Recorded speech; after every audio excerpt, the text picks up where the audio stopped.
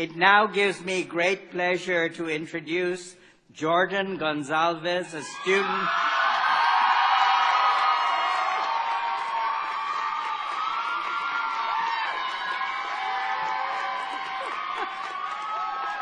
Jordan is from the Lubin School of Business.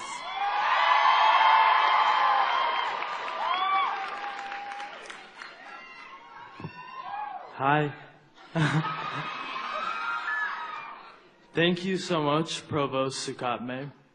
Thank you, President Friedman, trustees, administration, faculty, friends, honored guests, and the class of 2017. Before I get started, I just have to thank my parents so much. Every success that I ever will be will always be an extension of you. So thank you so much.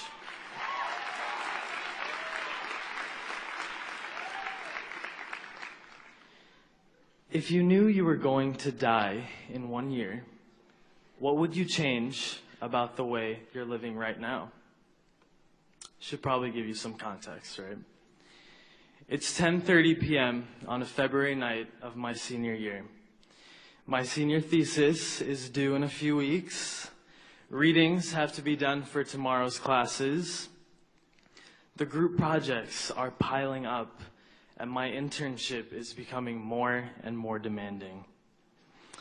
I'm cramming in the Henry Birnbaum Library right now for an exam I have tomorrow morning, and I would not dare step foot into the caf, because I know that I will get trapped in the tempting web of laughter and conversation that is my best friends. So I do what any good business major would do. I weigh the opportunity cost. And the caf wins. I spot my friends, and they're playing that 36 questions game that's going viral online right now. They say if you put two people in a room and you ask them these 36 questions, they'll fall in love. So I join into the game being played by 6, and we arrive at the question, if you knew you were going to die in 1 year, what would you change about the way you're living right now? What one of my best friends said would change my outlook on life forever. She said, I would be so fearlessly extreme about love. I was struck. I had never juxtaposed these two ideas before, extremism and love. I was almost uncomfortable, yet deeply intrigued. We hear so much negative sentiment about extremism, that extremist ideologies have no place in our society. We associate the term with darkness and intolerance. But let me ask you this. What if we too were extremists? What if we were extremists for equality and hope? What if we were extremists for acceptance and inclusion? In the words of Martin Luther King Jr. in his letter from a Birmingham jail, he writes, the question is not whether we will be extremists, but what kind of extremists we will be.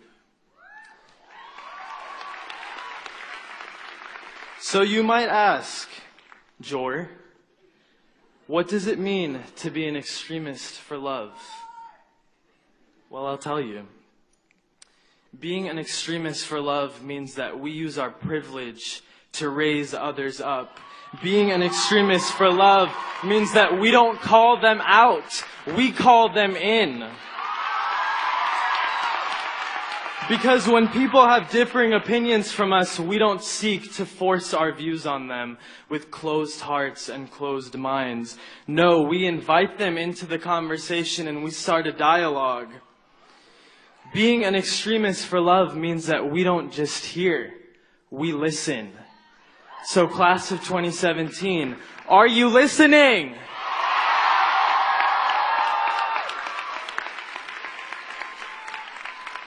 See, the thing is, we can't afford not to be extremists, because the only way to combat extreme hatred is through extreme love. We can't afford to sit on the sidelines and observe the injustice around us without speaking up and taking action. So listen to me. Don't go forward this day or any day thereafter simply clocking in 9 to 5 day after day with your degrees. Don't be passive. Be extreme. And don't just be extreme for your progress. You be extreme for the people sitting right next to you. Be extremists for love and for justice. Be extremists for the minorities blocked from moving up in corporate America because of their lack of privilege. Be extremists for the LGBT people who are still barred from adopting because of who they love. Be extremists for the growing number of suicides on college campuses because mental health is still not a conversation we are willing to have. My friends, it is not enough to use your degrees for money or power. We have to use them as a vessel to bring genuine good to one another. We as millennials dream of changing the world, right? We want to make our mark, leave our legacy, follow our dreams, and follow our hearts. But class of 2017, you listen to me again, okay? We can't do any of this unless we disrupt the status quo. Unless we challenge the blind conventions like racism, sexism, and homophobia that propagate violence and division in our societies. Because you see, the thing is, if we were a little less extreme about pressing our points of view on others, as extreme as we are about understanding each other's points of view, then being so fearlessly extreme about love, it wouldn't seem like such a faraway concept. In fact, I've encountered it here at my 4 years at Pace many times. I encountered it during the countless vigils held in the courtyard for victims of police brutality. I encountered it when Pace U and Rape called us into a conversation about no means no. I encountered it when Pace University became one of the first academic institutions ever to allow transgender students the right to see their preferred name on a school-issued ID.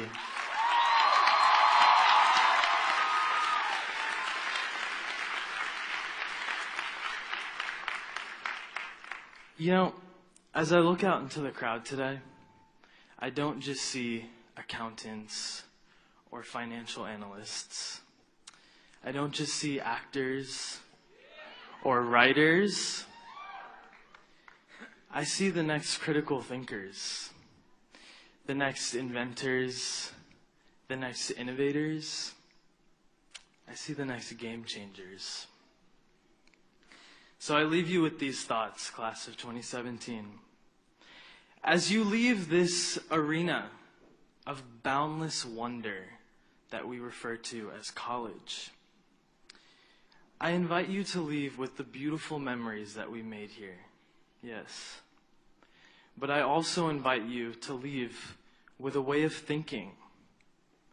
Do not be passive, but be extreme. You see, the truth is we can change the world. We can make this a wonderful place to prosper if we stop being so passive about letting hatred cultivate in our societies and become extreme about empowering each other. So let me ask you again.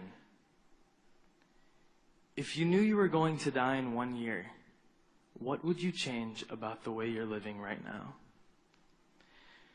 I hope your answer is not that you will be so fearlessly extreme about love.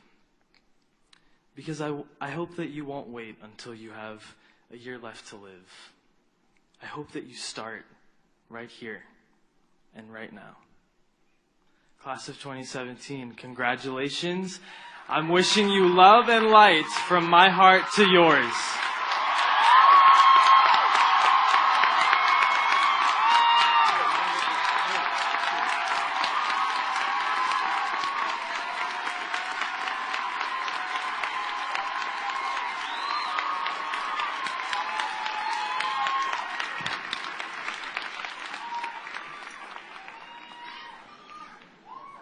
Thank you, Jordan.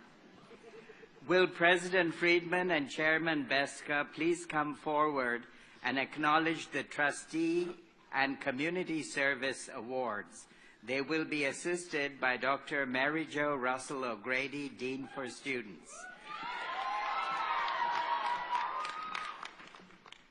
Okay, give me 10 seconds so I can land off of that great speech, Jordan. When people ask me, as the chairman of the board, to describe PACE, Jordan, everything you said is PACE and is all of you.